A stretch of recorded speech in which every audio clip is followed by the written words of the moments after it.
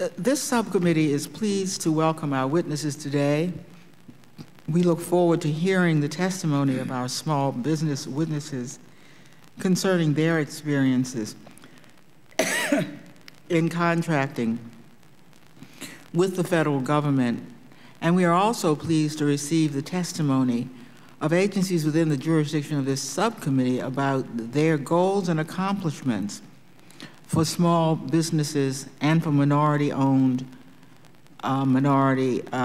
women-owned, and other disadvantaged businesses. The subject of today's hearing could not be more timely or important because of the government's because of the government's critical interest in ensuring that small, minority, and women-owned businesses are given an equal opportunity for federal contracts. According to information supplied us by the Department of Justice, there is strong evidence that these small businesses continue to face barriers in numerous areas of business that unlawfully limit their opportunities. For example, minority and women-owned businesses experience discrimination from business lenders, are charged higher prices for essential materials, are intentionally subjected to unnecessarily high bonding requirements, and are excluded from subcontracting opportunities by prime contractors. Robust implementation of the federal programs enacted to support these businesses is necessary to ensure that the government does not unlawfully and unconstitutionally participate in or perpetuate these barriers.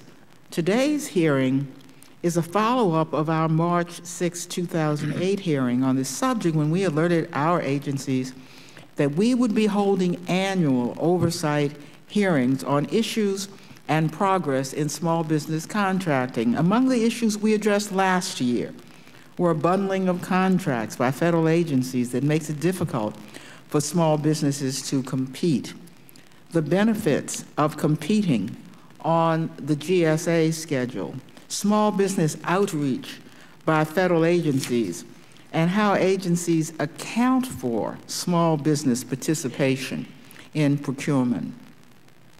We look forward to examining agency efforts to address these as well as new issues that may have arisen.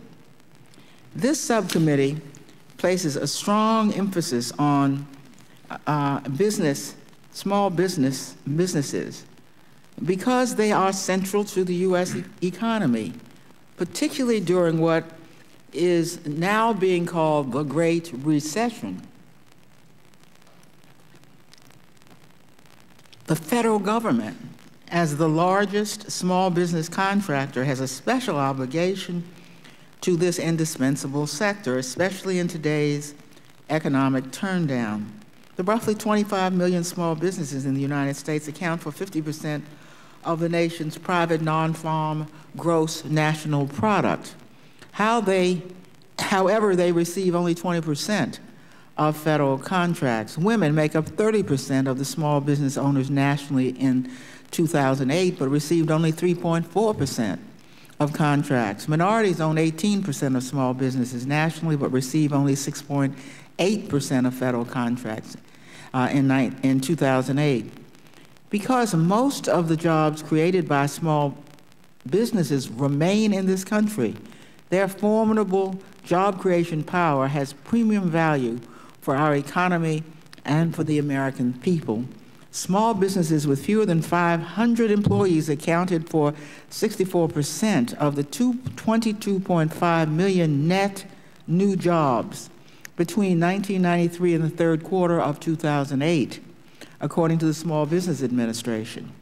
Of course, many federal contracts necessarily go to large contractors, so federal agencies are in the best position themselves to analyze their contracts in order to make a fair and practical allocation of contracts that should go to small businesses under the law. We are particularly interested in how agencies make these allocations, considering that small businesses are responsible for the lion's share of new jobs. Unfortunately, however, the difficulty of establishing and maintaining small businesses, even in the best of economic times, means that many of these businesses and the jobs they generate do not survive. However, they are quickly replaced by new risk takers, characteristic of successful entrepreneurship in this country.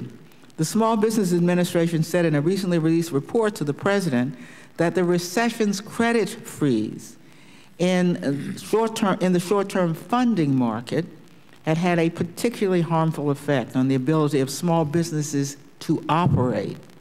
The American Recovery and Investment Act provided an important opportunity for the federal government to offer a lifeline to small businesses in this tough economy. As of August 14th, 2009,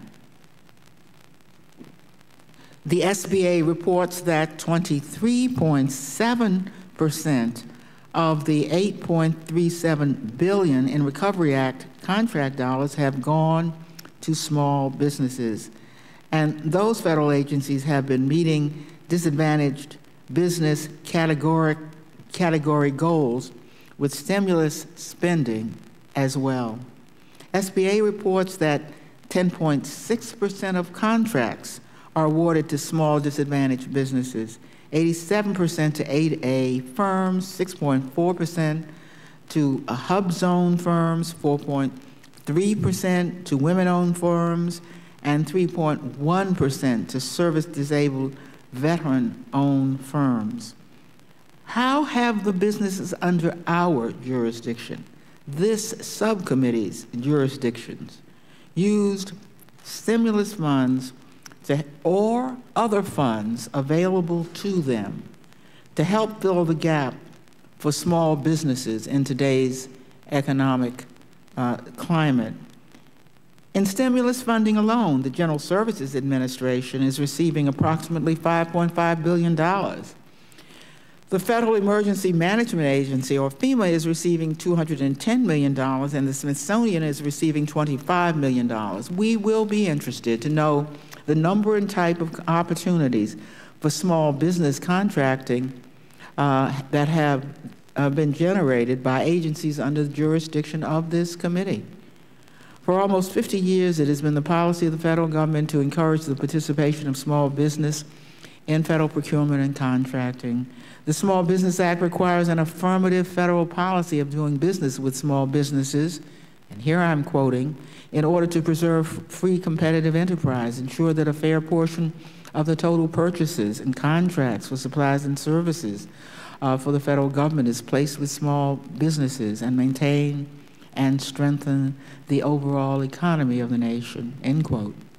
For minority and women-owned businesses, there is an additional 14th Amendment constitutional obligation carried out in federal law by Title VI of the 1964 Civil Rights Act and by other federal legislation to assure that federal dollars do not fund discriminatory activities. In Fuller Law versus Klutz, the Supreme Court found that Congress had the authority to remediate historic discrimination by contracting through, quote, prospective elimination of barriers to public contracting opportunities, end quote. Tough competitive standards must be enforced for small businesses and small disadvantaged businesses as for large contractors. However, targeting federal procurement contracts and subcontracts for small businesses and for management and technical grants, educational and training support, as well as surety bond assistance, are obligations under the law. Although the Small Business Administration has oversight for encouraging small business participation by federal sector agencies, only continuing and regular oversight by the authorizing and appropriation committees with whom we will be working on these issues in concert can hold individual agencies accountable to implement the small business policies of the federal government. We believe that this subcommittee has the obligation to increase the momentum established with our first hearing, considering the so-called Great Recession that has seized the country and most of the world. The agencies before us today have submitted information to our subcommittee on their progress in meeting the requirements of federal law. 3 of these agencies, the architect of the Capitol, as a legislative agency, the Smithsonian Institution and John F. Kennedy Performing Arts Center technically are not covered by the Small Business Act, but to their credit, voluntarily abide by the law. We will be happy to hear from all the federal agencies for which we perform oversight: General Services Administration, the Federal Emergency Management Agency, the Architect of Capitol, the Capitol Visitor Center, the Smithsonian, and the John F. Kennedy Performing Arts Center. We offer our thanks in advance as well to our small business witnesses.